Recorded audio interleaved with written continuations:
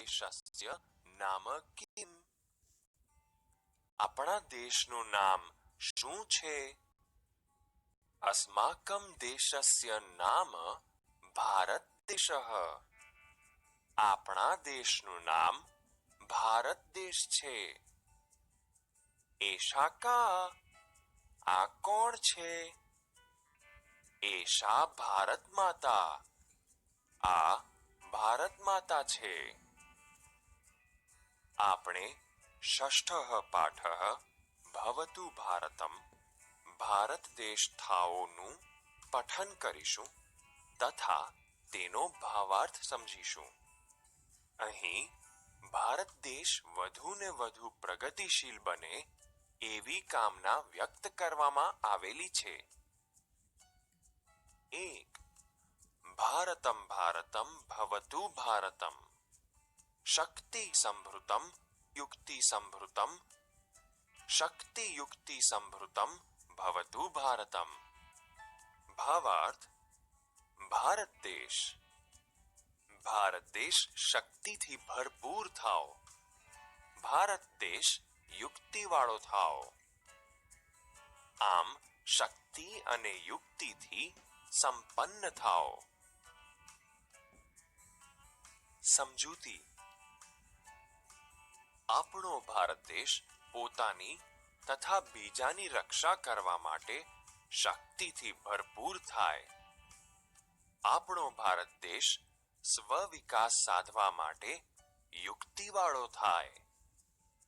ભારત દેશના લોકો શક્તિ અને યુક્તિવાળા થાય તેવી કામના અહીં વ્યક્ત કરવામાં આવેલી છે. 2. શસ્ત્રધારકમ શાસ્ત્રધારકમ શસ્ત્ર શાસ્ત્રધારકમ ભવતુ ભારતમ. ભાવાર્થ: ભારત દેશ શસ્ત્રો અને શાસ્ત્રોને ધારણ કરનારો થાઓ. આમ શસ્ત્ર અને શાસ્ત્રથી સંપન્ન થાઓ.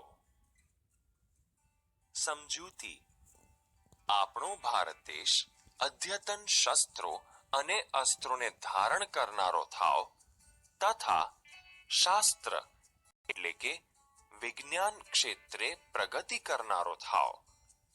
આમ આપણો દેશ શસ્ત્ર અને શાસ્ત્રથી ભરપૂર થાઓ. 3. રીતિ સંસ્કૃતમ નીતિ સંસ્કૃતમ રીતિ નીતિ સંસ્કૃતમ ભવતુ ભારતમ.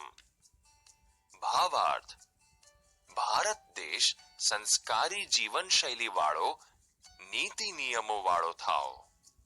આમ સંસ્કારી રીતે અને નીતિથી સંપન્ન થાઓ. સમજૂતી: આપણા ભારત દેશના લોકો સંસ્કારી થાય તથા નીતિ નિયમો યુક્ત જીવન જીવનારા થાય. આમ અહીં ભારત દેશના લોકો સંસ્કારી જીવન શૈલી અને નીતિ નિયમો બંનેથી યુક્ત થાય તેવી કામના કરવામાં આવેલી છે. 4.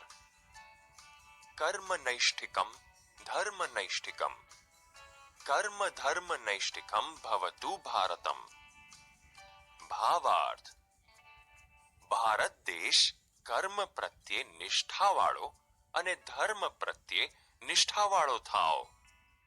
આમ ભારત દેશ કર્મ અને ધર્મ બંને પ્રત્યેની નિષ્ઠાથી સંપન્ન થાઓ.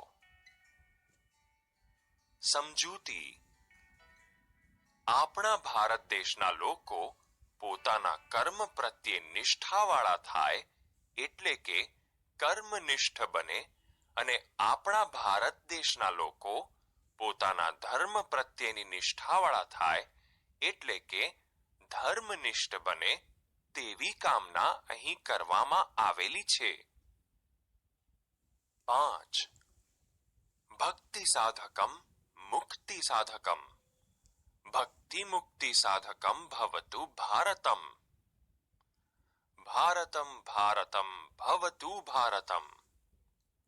ભાવાર્થ: ભારત દેશ ભક્તિ સિદ્ધ કરનારો અને મોક્ષને સાધનારો થાઓ. આમ ભારત દેશ ભક્તિ અને મોક્ષ બંને સિદ્ધિઓથી સંપન્ન થાઓ. સમજૂતી. ભારત દેશના લોકો નરસિંહ મહેતાની જેમ પરમાત્મા પ્રત્યેની ભક્તિને સિદ્ધ કરનારા તથા મુક્તિ એટલે કે મોક્ષ સાધનારા થાય.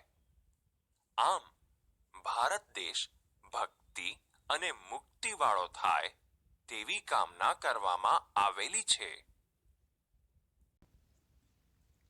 મિત્રો, સંસ્કૃત ધોરણ 6 છઠ્ઠું કાવ્ય ભવતુ ભારતમ, ભારત દેશ થાવ. અહીંયા ભારત દેશ માટેનું સુંદર મજાનું ગીત આપણને આપેલું છે. એમાં ભારત દેશ વધુને વધુ પ્રગતિશીલ થાય એવી ઈચ્છા અહીંયા વ્યક્ત કરવામાં આવી છે. આપણે આગળ વિડીયો જોયો, એમાં સરસ રીતે તમને દરેક શ્લોકોની સમજૂતી આપી છે. એટલે મિત્રો, વધુ ચર્ચા કરતા નથી, આપણે સીધી સ્વાધ્યાયની ચર્ચા કરીશું. તમારા મોબાઈલ સ્ક્રીન પર પાઠ આપેલો છે, એટલે કવિતા આપેલી છે, એવું તમને ધીમે ધીમે બતાવી દઉં છું મિત્રો. બરાબર? એ પછી આપણે કાવ્યની સ્વાધ્યાયની ચર્ચા કરીશું. બરાબર?